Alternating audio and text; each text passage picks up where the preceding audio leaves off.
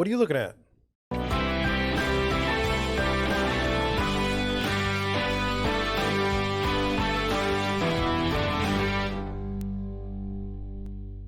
Good afternoon. So let's just say that you're a first-time home buyer. You've been pre-approved and you're getting ready to see your first house in person. What are you looking at? I take buyers out all the time and they have no idea. They have no idea what they're doing. They'll say like, "Hey, I like the furniture." Well, the furniture's not going to be there when you move in. Or I like the way the paint. I like the color of the paint in the kitchen. Like that can be changed relatively easy. So I put this together. I may have missed something. I'm sure the next time I show somebody a house, I'll think of 4 other things. Put it in the comment section below. What I missed, and then I'll include it on the next time I do a video like this. So let's get to it. Number 1, this is going to be from the outside. So when you first drive up, how does the house sit on the lot? Is the lot level, or is there a section that slopes directly towards your house? Level lots are generally considered more valuable. So there's nothing wrong with having a lot that slopes, towards your house. It's not the best. You'd kind of like it to slope away from your house, but that's something to pay attention to. And you may not be able to tell that on the pictures. Number 2, what is going to need maintenance outside during your home ownership? So if the front of the house has like wood window sills, those are going to be needed to be painted at a minimum. If the house has a deck in the back, if it's wood, at some point you're going to have to replace all that. So just keep that in mind. Number 3, what does the roof look like? So are the shingles curled? Are there large swaths of tar or caulking it flashing that could indicate a current or previous leak? And you're not an expert, and you don't have to be a home inspector or anything to just take a look at the condition of the roof. I mean, if it's visibly terrible, keep that in mind when we're talking about what we're going to offer on this particular house. Number 4, if the house has brick or a brick chimney, take a look. Are there any settlement cracks? Will the house need tuck pointing at some point? What is the condition of the chimney? Does it look decent? I mean, all you're looking for, you look, does it have a chimney? Is the chimney tilted? Okay, that's probably not good. As far as the brick, are there cracks through the brick? That would indicate some settling. Some settling is normal, but, depends on how much settling there is. And then, as far as tuck pointing, do you see little spots of cement that aren't there anymore, or mortar? That would be something to know ahead of time before buying the house, before you even make an offer, because your offer should be predicated on the condition of the home in some ways. So number 5, take a look at the air conditioner unit. Okay. If it's 25, 30 years old, you're going to need to replace it during your ownership. And it's something simple. You go look, is the air conditioner all rusty? Does it look nasty? Probably going to need to get replaced at some point during your ownership.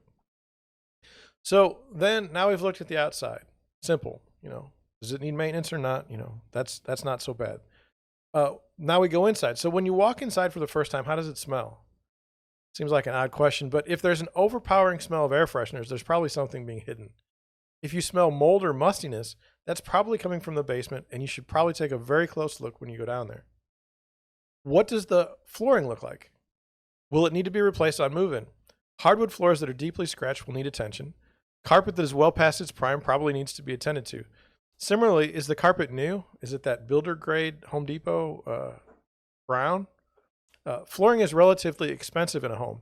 It's best to know what you might be getting into. Additionally, how clean are the floors? This could give you some clue as to the way the previous owners kept up with their property maintenance. It's not that a dirty floor means that the seller doesn't care. It just means that they're not meticulous. What does the ceiling look like? It's not intuitive, and most people I show houses to never look at the ceiling. It's a shame. If there are spots, it could be an indication of leaks. Is the ceiling a popcorn ceiling? That might have asbestos when it is removed. And if the ceiling is beat up, you have to wonder why. It might indicate that the house has had a very hard life. You've got to be trying really hard to ruin your ceilings. When you look at the kitchen, how are the finishes? You can have very, very expensive materials, and if they're installed poorly, that's going to affect the value of the home and give you some idea as to how the previous owners cared for the home. I mean, anybody can go out and spend a ridiculous amount of money on materials. It's how you install those materials, though, that kind of gives you some sort of value. When you go to the bathrooms, always look in the bathtub. Don't just take it for granted that the tub is in good shape or that the tiles don't need to be regrouted. You'll go to a bathroom and say they have like a shower curtain, and you say, well, that's great. The shower curtain's just, well, they may be covering something up. And I know you can't believe that, but I've seen it so often that you see this nice new shower curtain, and then you look behind it and it's just got water stains. It's a nasty place. You would never want to take a shower there. Take a look at the walls. How beat up are they? Is there a fresh coat of paint? Don't worry about the color.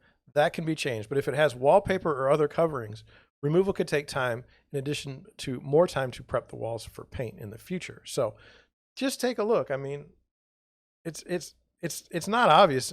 Some people are so busy looking at the color that they don't notice, how much work's going to be needed to take care of this stuff. Take a look at the windows. Are there any new, or are they all original to the house? If they are newer, are the panes clear?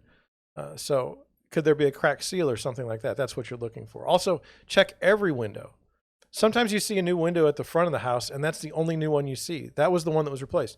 Everything else is being from when the home was built. So, you go to one bedroom and you see a new window and you think, oh, look, all the windows are new. And then that's not the case. It was just in the bedroom. And so, you want to know these things. You don't want to be surprised by it, basically. You don't want to get to the inspection point after you've got an accepted offer and say, I didn't realize that these windows were old. When you get to the basement, look at the systems in the basement. When was the water heater replaced? It has been in the last decade. What does the furnace look like? If it's rusty, like, why is the furnace rusty? What's going on? The water heater, if it looks like it's from 1950, it's going to need to get replaced. Another thing to look at is the electric panel. Is it on fuses?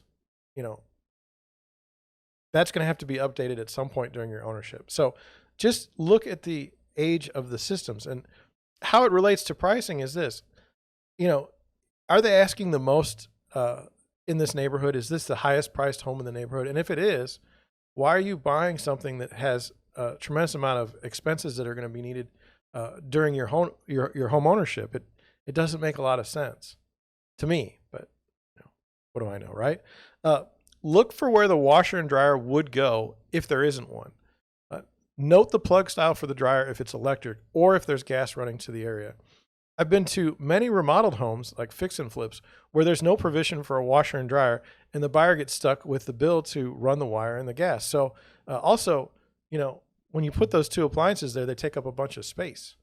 So it's good to know that stuff ahead of time, and just check. Finally, make a note of what you saw in the pictures and what you didn't see in the pictures. What's being hidden? Why would that be? If the house looks like an accurate representation of the pictures, that's great. But if not, you have to wonder why. What is being hidden? So, we're real estate agents. We know how to work with pictures, right? We're not going to point out terrible things in the house. But you can do some sleuthing on your own, okay? If you're at a 3-bedroom house and you see pictures of only 1 bedroom, well, what was wrong with the other 2 bedrooms? Similarly with the bathrooms, what happens a lot of times in St. Louis is this. Somebody spent a lot of money on a bathroom remodel, okay? But there's 2 other bathrooms, and those don't make it into the pictures because they're so out of style, and it's just like no one wants to put it in the listing photos. Well, you should pay attention to these things ahead of time. When you see the pictures online, you say, oh, there's 2 bathrooms not being shown here. You're all going to have different ideas of when you walk through a house, like, is this the one? I've noticed with my buyers, within like 20 seconds, they know that they want to buy this house or they don't. It's a weird thing. You walk in, it's like, this is the one. This is the one we've been looking for. Okay? But that still doesn't prevent you from having to take a look at all these other things that you're going to be responsible for when you own the house. And you say, well, I can wait for the home inspector to tell me these things. Don't do that. Don't do that. Just know it ahead of time and condition your offer accordingly. That's all I have. Just things to look at when you walk through a house on a showing. I mean, it's not like a tour. You know, you're not looking for like zoo animals, right? Like you're going to buy this place. So it'd be good if you knew what was in the place. Maybe that's just me. I don't know.